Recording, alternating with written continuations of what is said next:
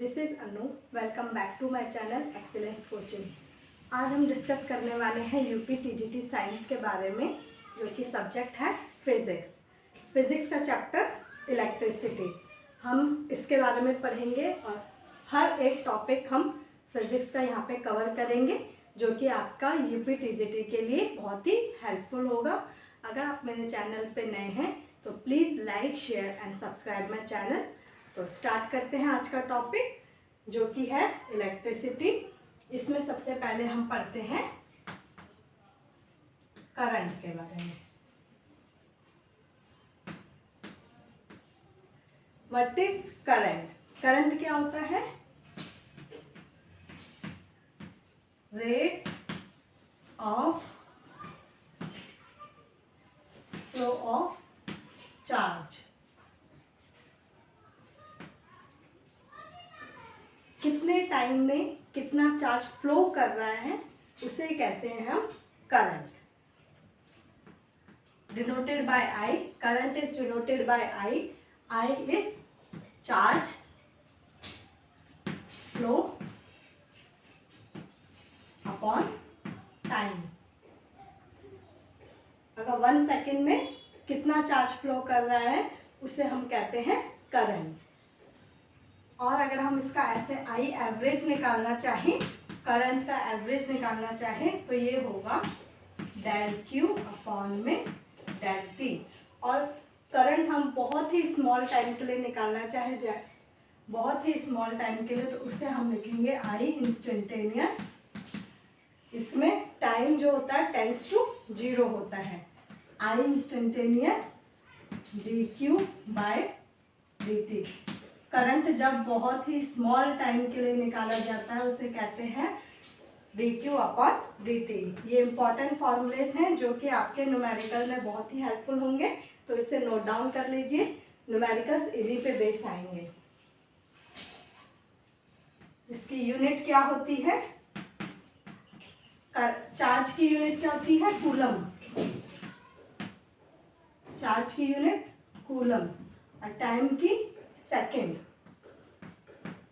Coulomb per second, इस coulomb per second को ही कहते हैं एम्पियर।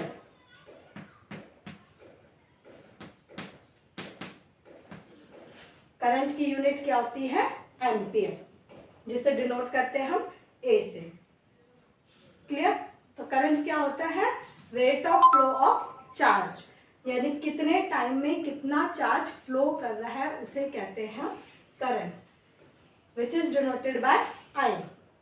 आई एवरेज निकाला है तो डेल क्यू अपॉन में डेल टी, चार्ज अपॉन में टाइम। और आई इंस्टेंटेनियस, यानी कि करंट बहुत ही स्मॉल टाइम के लिए निकालना हो तो इसे कहते हैं I instantaneous, then D Q upon D T.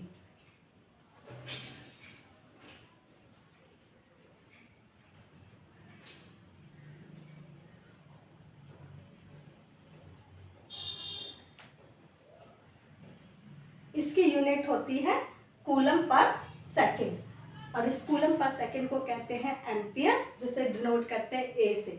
ठीक है, तो यूनिट ऑफ करंट क्या होता है? एम्पियर। अब आपसे पूछा जाए कि करंट कैसी क्वांटिटी है, स्केलर या वेक्टर, तो आप कहेंगे ये कैसी क्वांटिटी है? Scalar quantity. करंट कैसी क्वांटिटी है? Scalar quantity. क्लियर? अब आप कहेंगे ये स्केलर क्वांटिटी क्यों है, वेक्टर क्वांटिटी क्यों नहीं है?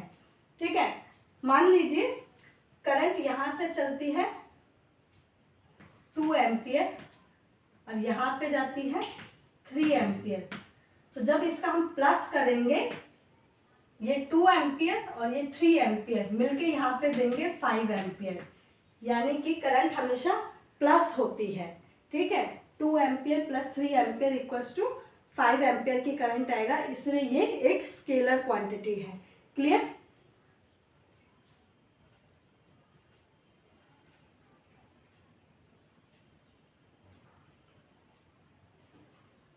नोट डाउन कर लीजिए आप। मैं आपको इसी तरह से प्रॉपर नोट्स दूंगी, आप इसको यहीं से नोट डाउन कर लीजिएगा।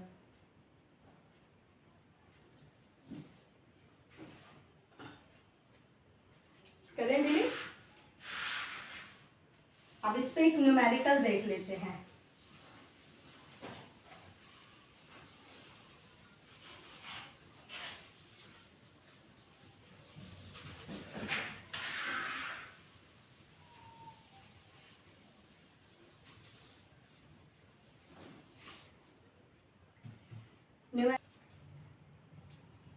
तो न्यूमेरिकल को हम रीड करेंगे। अ करंट ऑफ 0.5 एम्पियर, यानी कि करंट आपको कितना गिवन है, आई की वैल्यू गिवन है, आई की वैल्यू गिवन है 0.5 ampere is drawn by a filament of electrical bulb for 10 minute. 10 minute का मतलब आपको टाइम गिवन है। Find amount of electric charge. Amount of electric charge निकालना है, यानी कि आपको Q निकालना है। Q आपका इलेक्ट्रिक चार्ज होता है। You have to find out electric charge that flows through circuit. तो सिंपली आपको इसमें क्या निकालना है, फॉर्मूला लगा देना है। आपको I गिवन है, I कितना गिवन है 0.5 एम्पियर एंड टाइम कितना गिवन है 10 minute. 10 minute change into second, यानी कि 10 इंटू 60 600 सेकेंड। अब आपको इलेक्ट्रिक चार्ज निकालना है। आपने फॉर्मूला किया है I equals to Q by T, यही किया है Q बाय T। अब आपको ये चार्ज निकालना है, तो इसको इससे मल्टीप्लाई, यानी कि I multiply T equals to Q। I कितना गिवन है 0.5 एंड टाइम कितना है 600 सेकेंड। क्यों, इसको सॉल्व कर देंगे तो आपके पास आ जाएगा 300 कूलम। चार्ज की यूनिट क्या होती है, कूलम, इसलिए आंसर में कूलम लगा है। तो इस तरह से फॉर्मूला के यूज करके आप न्यूमेरिकल सॉल्व कर सकते हैं। अब चलते हैं नेक्स्ट टॉपिक पे, जो कि बहुत ही इंपॉर्टेंट है। वो है आपका ओम्स लॉ।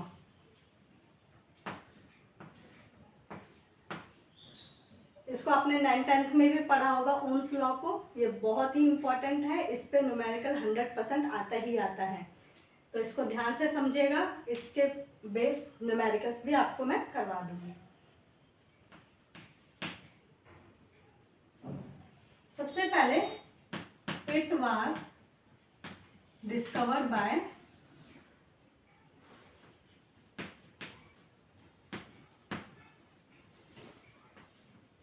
इसे J.S. ओम्स ने दिया था 1828 में। J.S. ओम्स ने इस लॉ को किया था 1828 में, डिस्कवर किया था।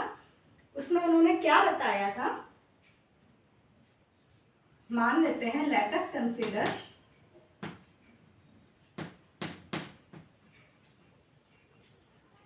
मान लेते हैं एक कंडक्टर है, एक कंडक्टर है,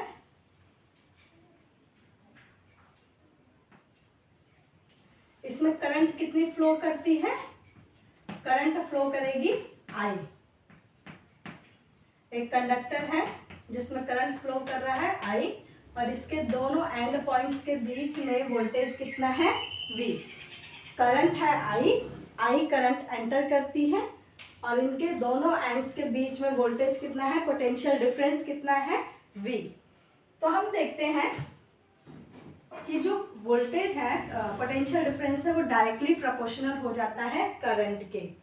जो V है वो डायरेक्टली प्रोपोर्शनल हो जाता है I के। तो इस डायरेक्टली प्रोपोर्शनल को हटा देंगे तो ये हो जाएगा IR। डायरेक्टली प्रोपोर्शनल को हटा के आ जाएगा R। ये क्या है, constant of proportionality, constant of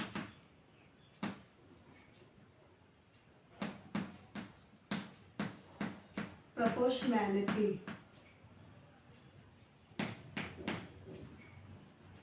clear. अब हम देखते हैं जो कांस्टेंट ऑफ प्रोपोर्शनैलिटी है R, जो कि रेजिस्टेंस है, ये डायरेक्टली प्रोपोर्शनल होता है L के, जो कि है length of the conductor. Conductor की जो लेंथ होती है उसके डायरेक्टली प्रोपोर्शनल होता है जो रेजिस्टेंस है, और रेजिस्टेंस जो होता है इनवर्सली प्रोपोर्शनल होता है एरिया के। यानी जितना ज़्यादा एरिया रेजिस्टेंस उतना कम, और जितना कम एरिया रेजिस्टेंस उतना ज़्यादा। उसी तरह ये लेंथ पे डिपेंड करता है, यानी कि डायरेक्टली प्रोपोर्शनल है। जितना ज़्यादा लेंथ होगी रेजिस्टेंस उतना ज़्यादा, जितना कम लेंथ होगी रेजिस्टेंस उतना कम होगा। तो इन दो इक्वेशन को हम एक साथ कर देंगे तो ये क्या हो जाएगा, directly proportional to L by A। From this equation and from this equation ये इक्वेशन निकल आएगी R directly proportional to L by A। अब इस डायरेक्टली प्रोपोर्शनल को किस में चेंज कर देंगे, R equals to rho L by A। इस रो को बोलते हैं रेजिस्टिविटी, इस रो को बोलते हैं, इस प्रोपोर्शनल को चेंज करके रो में चेंज कर दिए, इस रो को बोलते हैं रेजिस्टिविटी। क्लियर, रेजिस्टिविटी ये बहुत ही इंपॉर्टेंट फॉर्मूला है, इसे नोट डाउन कर लो। इसके बेस पे न्यूमेरिकल्स होते हैं। R equals to rho L by A।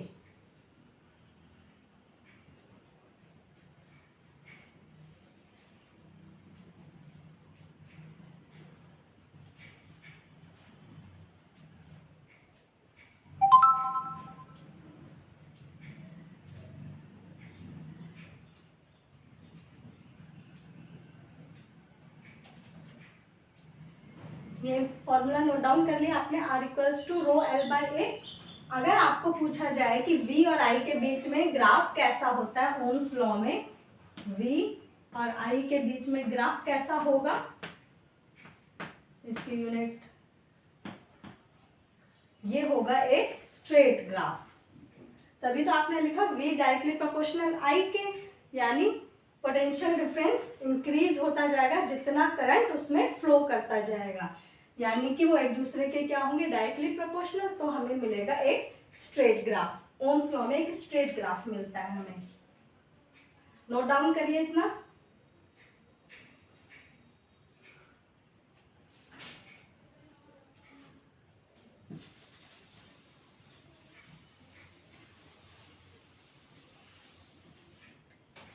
अब हमें पता है कि V इक्वल्स टू होता है I R, यह हमें पता है फ्रॉम ओम्स लॉ।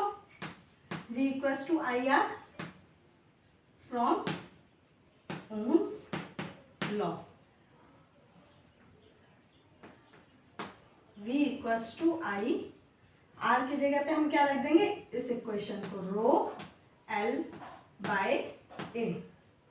R की जगह पे हमने इस इक्वेशन को रख दिया, इक्वेशन 3 बोल दो, इस इक्वेशन को रख दिया हमने रो L बाय A।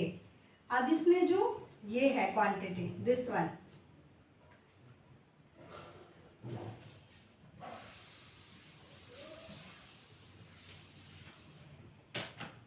इस क्वांटिटी को क्या बोलते हैं, I अपॉन A, यानी कि current per unit area, current per unit area, I upon A। इसको हम बोलते हैं करंट डेंसिटी। क्या बोलते हैं इस यूनिट को हम, करंट डेंसिटी, जिसे हम डिनोट करते हैं J से। I अपॉन A, इसे हम कहते हैं करंट डेंसिटी, यानी कि कितने एरिया में कितना करंट फ्लो कर रहा है उसे कहते हैं current density, denoted by J। अब इसको यहां रख देंगे तो क्या हो जाएगा, V equals to J rho L, ये इक्वेशन आ जाएगी J रो L। यहाँ पे रख देंगे I अपॉन A की जगह पे हम रख देंगे J। अब हम मान लेते हैं कोई एक इलेक्ट्रिक फील्ड है,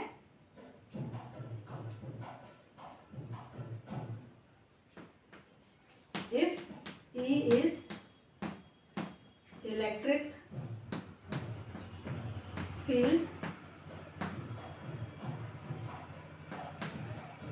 through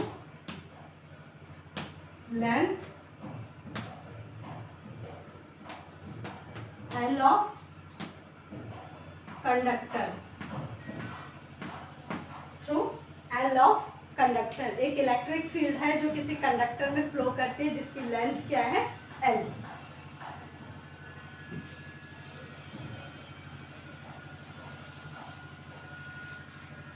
तो इक्वेशन क्या बनेगी, एक इलेक्ट्रिक फील्ड है किसी कंडक्टर में, एक इलेक्ट्रिक फील्ड है जिसकी लेंथ क्या है L, देन EL, और यहाँ पे पोटेंशियल डिफरेंस क्या है J P J rho L। Clear, L से L कैंसिल, तो इक्वेशन बनी E इक्वल्स टू J रो, ये एक इक्वेशन बनी।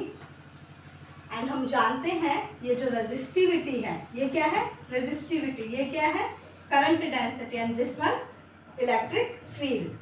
तो जो रेजिस्टिविटी है वो रेसिप्रोकल होती है कंडक्टिविटी के। Resistivity is reciprocal of conductivity, यानी 1/सिग्मा। तो हम इस इक्वेशन में पुट कर देंगे, जे रो की जगह हम रख देंगे 1/सिग्मा।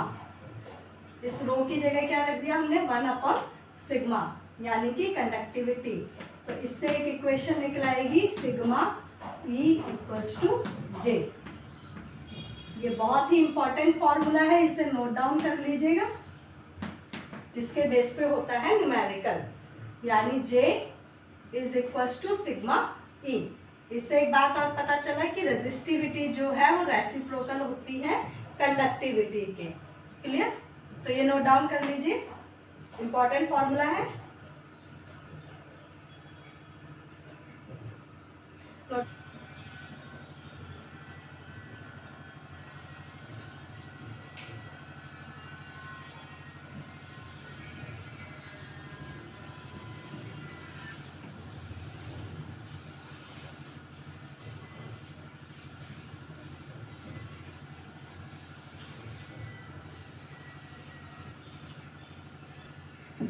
अब सॉल्व करते हैं न्यूमेरिकल जो कि ओम पर डिपेंड है।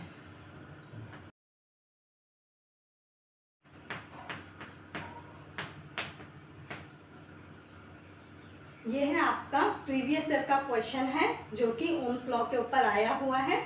तो देखते हैं इसे कैसे सॉल्व करना है।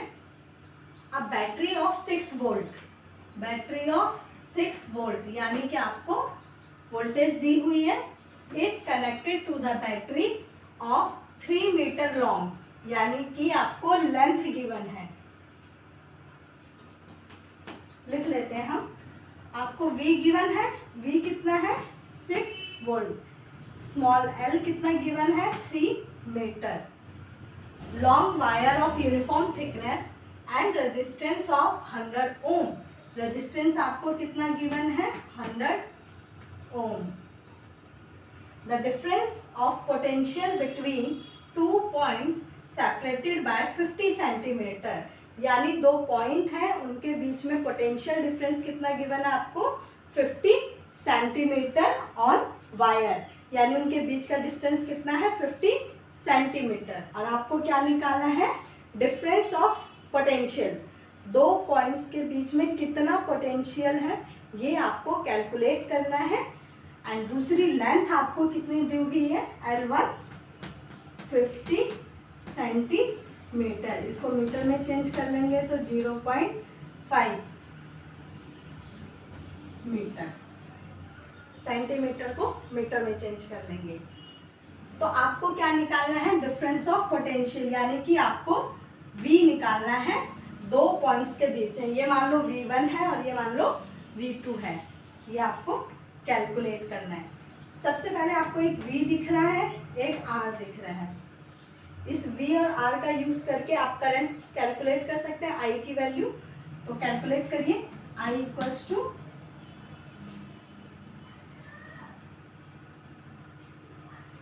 आपने फॉर्मूला क्या था V इक्वल्स टू IR, तो यहाँ से I कैलकुलेट करेंगे तो V/R, ओम्स लॉ का यूज किया। V कितना गिवन है आपको 6 और रेजिस्टेंस कितना है 100, यानी आपके पास आ गया 0.06 एम्पियर। ये I करंट की वैल्यू आ गई, करंट की वैल्यू आ गई यहाँ से। अब नेक्स्ट हम क्या करेंगे, फॉर्मूला लगाएंगे R equals to rho L by A. ये भी हमने ओम्स लॉ में किया था formula, R equals to rho L by A. तो यहाँ से R अपॉन एल कर लेंगे, R upon L equals to R1 upon L1। R की वैल्यू कितनी थी 100 और L की वैल्यू कितनी है 3। R की वैल्यू 100 और L की वैल्यू 3। R1 आप कैलकुलेट करेंगे और L1 की वैल्यू कितनी दी है आपको 0.05। यहाँ से आप इस इक्वेशन से R1 की वैल्यू कैलकुलेट करेंगे, 100 multiply 0.05 divided by 3 equals to R1। यहाँ से R1 की वैल्यू आप कैलकुलेट करिए, 50/3 आ जाएगा। सिंपल कैलकुलेशन है, आपको फॉर्मूले का यूज करके R1 की वैल्यू कैलकुलेट करनी है। अब आपको निकालना क्या था, V2 यानी कि IR, ये पहला R1 था, यहाँ पे इसे R2 कर दीजिए।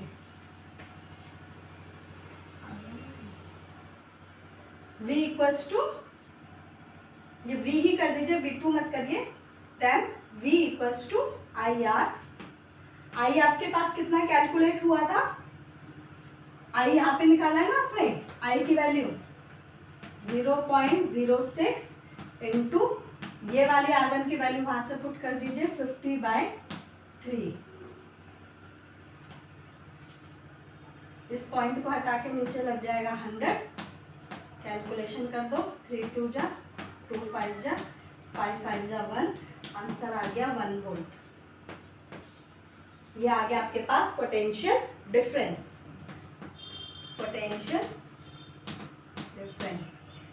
दो पॉइंट्स के बीच में जो पोटेंशियल डिफरेंस होगा वो कितना होगा, 1 वोल्ट। इस तरह से ओम्स लॉ का फॉर्मूला यूज करके आप न्यूमेरिकल सॉल्व कर सकते हैं।